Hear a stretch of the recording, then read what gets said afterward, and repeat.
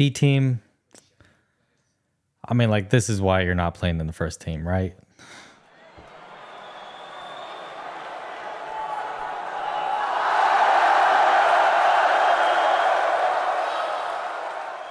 All right, everyone, welcome back to American Boops Podcast. Let's talk about Newcastle, Chelsea, 2-0. Honestly, like, could have been 3-4-0. We were absolutely played off the park today. Like, no chance. The one chance that we created in the second half, João Felix managed to miss the 1-on-1 with the goalie. And that's just kind of the story of the whole game, which is barely creating chances, didn't take any chances that were there. I think the most disappointing thing in this game is that it just seemed like no one really wanted to win this game. And I think that's sad because Carabao Cup, even though I would say out of the potential trophies each season, it's probably the least important one, but still a trophy is a trophy. And this team needs a trophy, especially the B team. Like, these players need to play better and show that they have some fight, some spirit, and some want to win competitions like this in order to progress and show that they deserve to play on the first team. And I'm sorry, other than probably Cucurella and Madueke, who's already a starter for the main team, I'm not so sure there were that many other people that was too convincing. Maybe Mudryk, because I felt like he had a decent game. But man, just disappointing all around. Number one, we started the game so poor. Newcastle were immediately down our throats, missed an early chance. It was a big back and forth, but overall, the first half, just like defensive errors after errors, giving away two cheap goals. First goal that we gave away, Badiashile, a bit of a hospital pass to Vega, but still, he should have done better. He wasn't under that much pressure.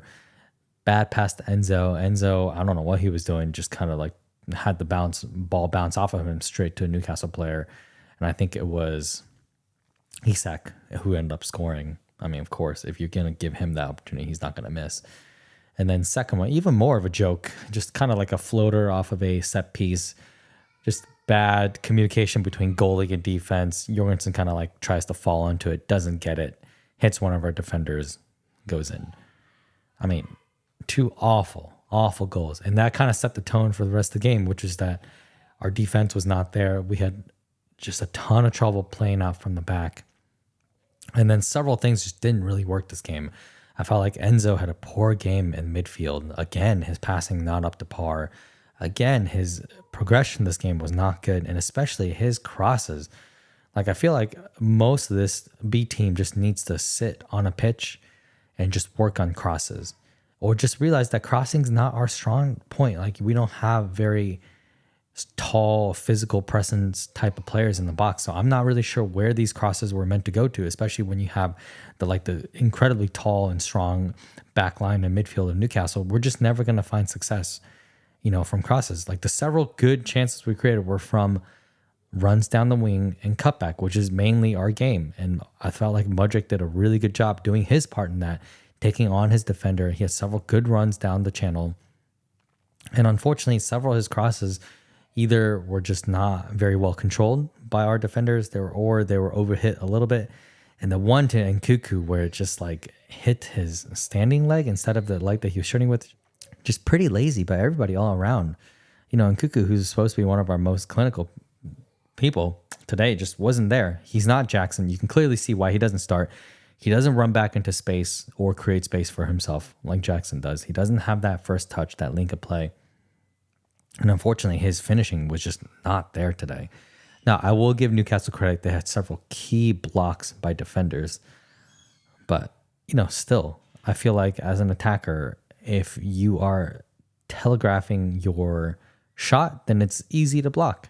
It's up to you as the attacker to try to find a way around your defender and get that shot off, and not to make these very obvious shots that are so easy to block out. It's one of those days where their defense was on point and ours was not. Another huge disappointment, which was Shrewsbury Hall on the right wing. I mean, he's just not a right winger, right? He's not going to take on his man one-on-one. That's not his game. There wasn't really anybody for him to cross into. There wasn't anybody really on the right for him to really link up with, because Disasi's never going to go down that right side. So he's kind of isolated on his own. Yeah, just overall, I felt like the game plan just wasn't there. Maybe it was just because of personnel. But I feel like there was a formation there that would have been better. And then second half, yes, we did come out stronger. We did come out better. But like honestly, at 2-0 down, that I'm not that surprised. Like Newcastle can easily take their foot off the gas and then just defend and defend. And at the beginning of the second half, we did show a little bit more life, a little bit more spirit, created several good chances. Mudryk had some good runs. And then it was a welcome change having KDH come off for Madueke. And Madueke was probably one of the only players actually making runs down the right side, constantly making runs, cutting in, trying to make something happen, and it just didn't work for him. But unfortunately, he can't carry the whole team on his shoulder, right? He's not that kind of player, and we don't really expect him to be that kind of player. It's more that when he was making runs, the people behind him just weren't picking up those runs, right? Like Disasi's not a long-range passer. He didn't pick up several runs that Madueke made. Neither did like Barreshi or Enzo or any of the players that could have made passes out to him.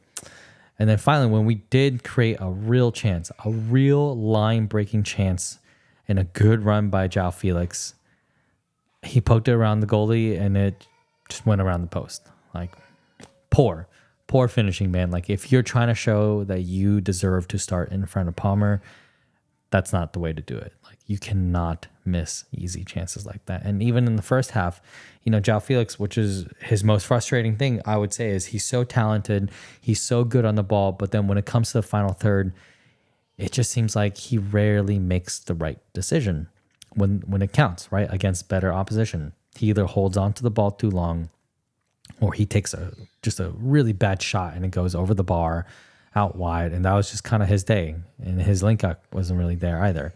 I would say of the attackers that were starting the game, he probably was the most lively one, but that's not saying much because like KDH was essentially dead on the right side. And then another thing, which is on Maresca, right? Like I think from coaching down, we played like we didn't really care about this win.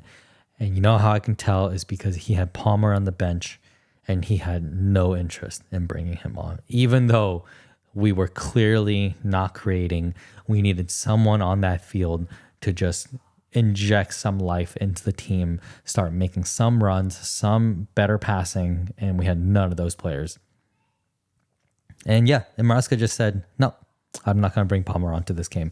Which, fine, fair enough. If you wanted to save him for the Premier League, the FA Cup, that's fine with me. I have no issues with that. But then why put him on the bench at all? Are we just out of players? Like we had Chukwuemeka, he could have come on.